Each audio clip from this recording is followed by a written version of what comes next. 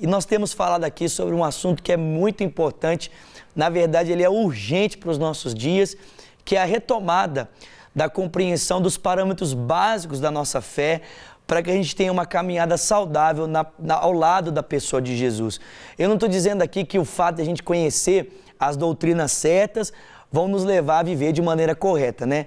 É claro que a gente precisa colocar em prática aquilo que a gente sabe. Tiago diz que a fé sem obras é morta, mas é importante que o pensamento seja correto para que atitudes, ações corretas possam também vir da nossa vida. E, gente, basicamente, as principais doutrinas da nossa fé estão expostas para nós ali no credo apostólico, né? Você já conhece o decor salteado, aliás, tem crente que é preconceituoso. A hora que fala assim, credo apostólico, já pensa assim, mas meu Deus, isso é coisa de católico. Não, isso não é coisa de católico, não.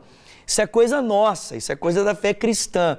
Isso aí foram o que os pais da igreja perceberam que eram os pontos mais importantes da nossa fé, e a tradição então foi trazendo para nós, para que a gente pudesse saber, né, o que é um cristão, o que um cristão pensa, o que um cristão crê, a partir de quais parâmetros ele organiza a vida dele. E aí a gente então chegou aqui no credo apostólico, no creio em Deus o Pai Todo-Poderoso, Criador do céu e da terra, em Jesus Cristo, seu único Filho, nosso Senhor, que foi concebido pela obra do Espírito Santo, que nasceu no ventre da Virgem Maria, padeceu sob o poder de Pôncio Pilatos, foi crucificado, morto, sepultado, desceu à mansão dos mortos, ressuscitou ao terceiro dia, subiu aos céus, está à direita de Deus o Pai, de onde há de vir a julgar os vivos e os mortos. Nós cremos no Espírito Santo, a Santa Igreja Católica, a comunhão dos santos, a remissão dos pecados, a ressurreição do corpo, a vida eterna.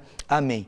A gente tem falado aqui sobre creio em Jesus Cristo. E, gente, a parte central do credo, né, que é creio em Jesus, ela é a maior, não é por qualquer motivo.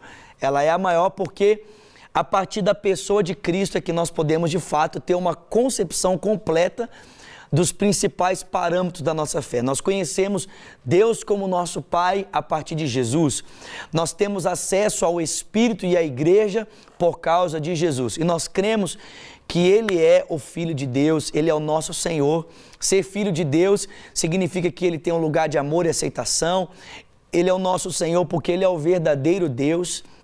Ele é aquele mencionado ali no livro de Isaías como aquele do qual todo joelho se dobrará e toda língua confessará que Ele é o Senhor.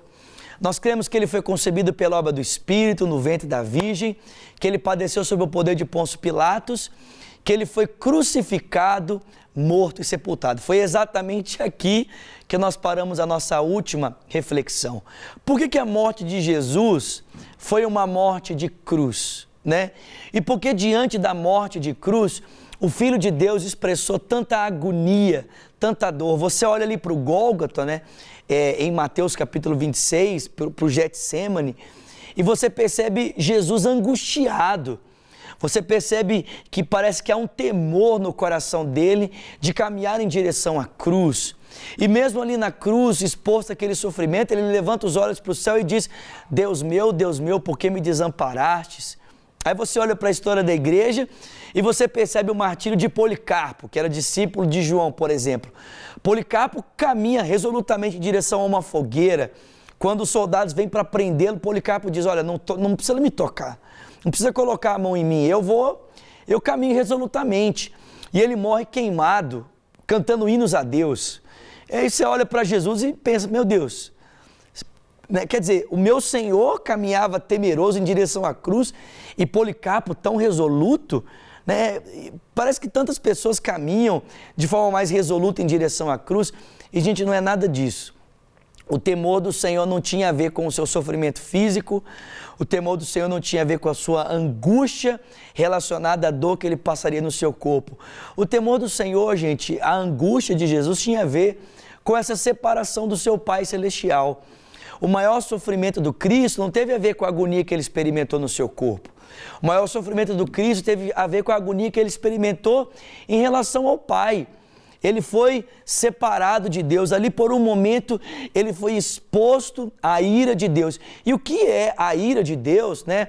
Conforme Paulo nos ensina ali em Romanos 1,18, senão esse estado de separação na qual o homem se encontra por causa do pecado. Como Paulo diz também em 2 Coríntios capítulo 5, versículo 21, aquele que não conhecia pecado, se fez pecado por nós, para que por meio dele fôssemos feitos a justiça de Deus. Ou como Isaías declara, ele foi aflito, ferido de Deus e oprimido. Ele foi ferido pelas nossas transgressões. Ele foi moído pelas nossas iniquidades. O castigo que nos traz a paz estava sobre ele. Pelas suas pisaduras nós fomos sarados. Quer dizer, para que a gente tivesse paz, tivesse shalom, esse estado de um relacionamento perfeito com Deus, para ser bênção para si mesmo e para outras pessoas, ele foi sobre Jesus. Havia um castigo, havia um peso. E o Filho de Deus foi submetido a isso para que nós fôssemos reconciliados com o Pai. A agonia da cruz não tinha a ver com os cortes no seu corpo por causa do azorrague de corda, o chicote romano. A agonia da cruz não tinha a ver com a deformação no seu rosto em virtude dos socos, pontapés. A agonia da cruz não tinha a ver com os pregos nas mãos. Tinha a ver com o calor da ira de Deus a que ele foi submetido para que nós fôssemos perdoados dos nossos pecados. Ele padeceu sob o poder de Pôncio Pilatos, foi crucificado, morto e sepultado. Então, o Filho de Deus experimentou a morte por nós, ele se entregou na morte por nós.